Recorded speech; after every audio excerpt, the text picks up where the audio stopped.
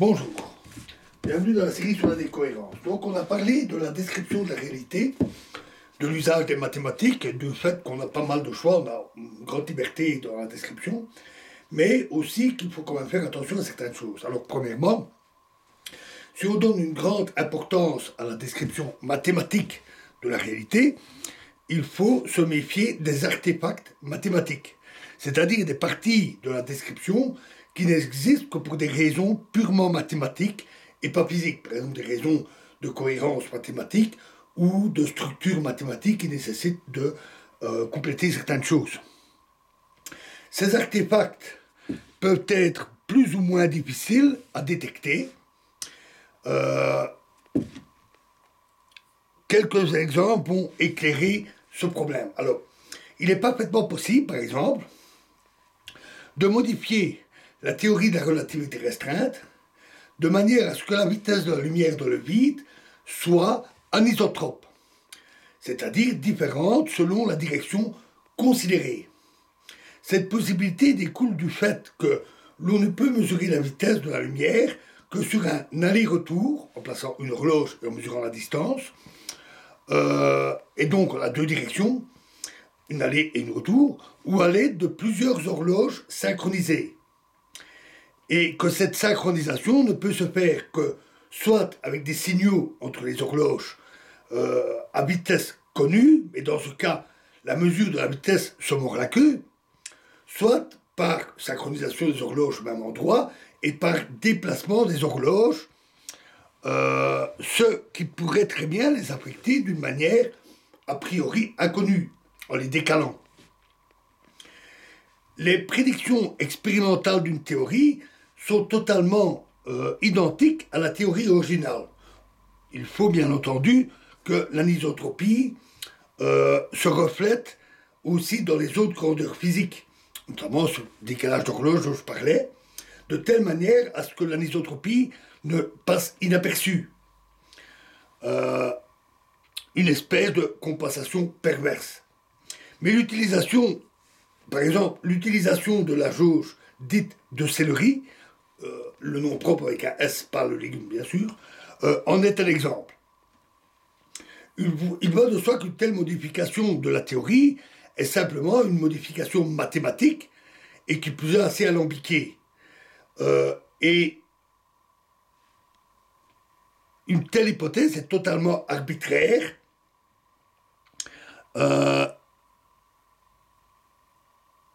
Et donc, par conséquent, si on tombe sur la théorie, si on tombe sur cette anisotropie en la construisant, il faut toujours vérifier si elle n'est pas un simple artefact mathématique. Parce que dans ce cas, la vitesse théorique, celle utilisée dans les équations, qui est anisotrope, n'est pas la même que la vitesse mesurée, qui, elle, détectera toujours une anisotropie à cause de ces compensations perverses. Et donc, on peut avoir une confusion et l'artefact peut être dommageable.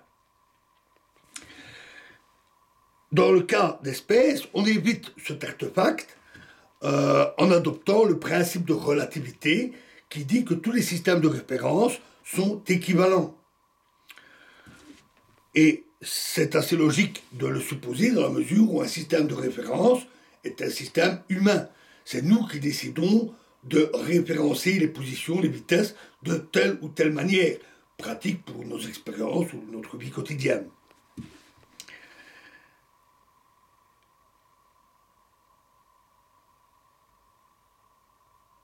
Donc, en d'autres mots,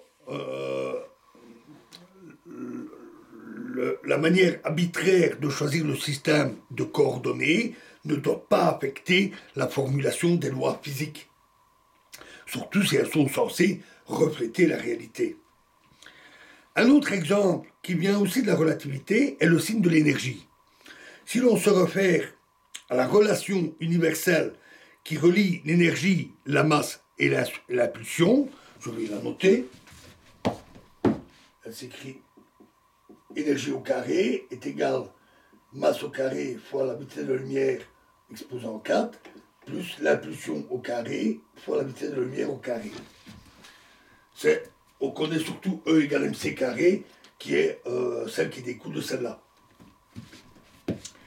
Et ça, c'est la relation générale. Et dans cette relation, cela implique que l'énergie peut être aussi bien négative que positive, mais en réalité, les valeurs négatives sont un simple artefact mathématique dû à l'usage du carré. Du moins en physique classique. En physique quantique, on a des surprises.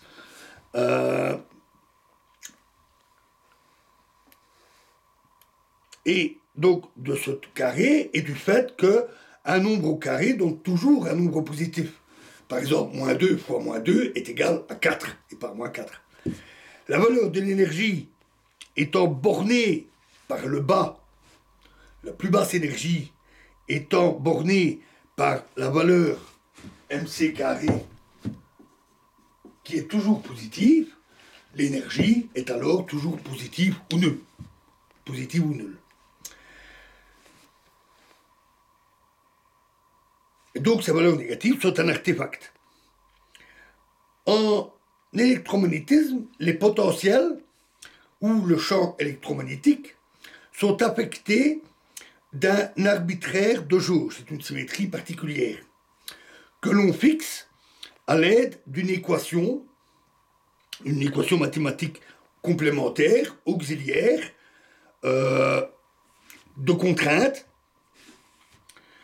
appelée, selon le choix, jauge de Coulomb, jauge de Lorentz, jauge axiale, etc., etc. Et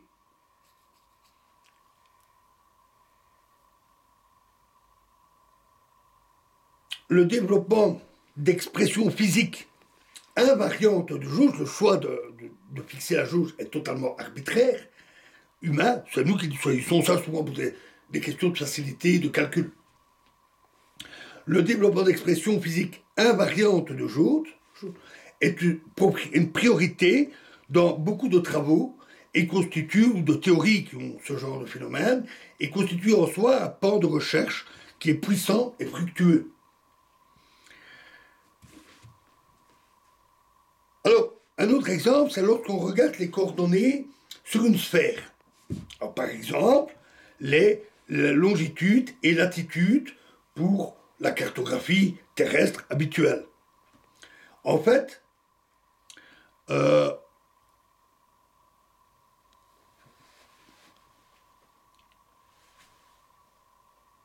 lorsqu'on regarde les coordonnées au pôle, on constate que ce sont des endroits très particuliers, des singularités du système de coordonnées. Dans le système de latitude et longitude, au pôle, les longitudes ne sont pas définies. Mais en fait, c'est le choix des coordonnées qui rend ces points particuliers. Sur une sphère, tous les points sont équivalents. Mais en réalité, cet artefact mathématique est inévitable. Il y a un théorème à ce propos-là. Et est lié au fait que la sphère n'est pas homéomorphe au plan. Et on a l'habitude de choisir des coordonnées qui correspondent à une cartographie du plan. On a parfois du mal à s'en rendre compte pour la Terre, parce que pour la planète Terre, on a fait coïncider ces points particuliers avec l'axe de rotation terrestre, qui lui, bien entendu, n'est pas du tout un artefact mathématique. Et donc, il faut se méfier de ces points singuliers dans une cartographie d'une sphère, que ce soit terrestre ou toute opération mathématique où on manipule les sphères. Alors voilà pour le premier point. Attention aux artefacts. Alors le deuxième point important, c'est que être très souple, très imaginatif, très libre d'esprit, c'est très bien. C'est absolument nécessaire en physique. Et en particulier en physique théorique. Et dans le domaine échappant à la mesure, il y a beaucoup de liberté. Mais il faut toutefois faire attention, il faut veiller à ce que nous construisons ne conduise pas à des contradictions ou des paradoxes forts, c'est-à-dire des contradictions. L'interprétation doit être consistante. Voilà donc pour ces avertissements, et Nous continuerons dans la prochaine vidéo en revenant sur cette dualité physique quantique, physique classique. Je vous remercie.